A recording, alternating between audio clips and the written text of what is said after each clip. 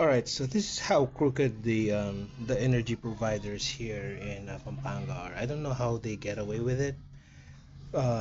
Pero, di ba?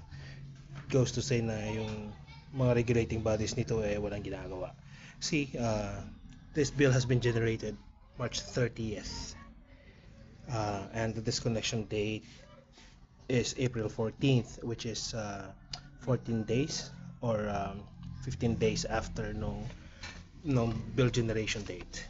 And this one just got delivered today with and it's the 15th of April, which makes me wonder, hab, wala pa yung bill, pwede na pala kaming putulan. Tanong packet, paano? Sino? Di ba? For those guys out there na medyo na nag-iisip and are clever enough to ask questions, di ba? Di ba? Why deliver why deliver the bill a day after the scheduled disconnection date? O, di ba? Tapos pasigaw pa yung nagde-deliver kanina. Sabi niya, hindi, nandis pa yan, nandis pa yan.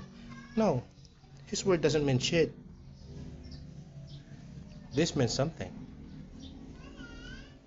Pelco, Pampanga One Electric Cooperative Incorporated.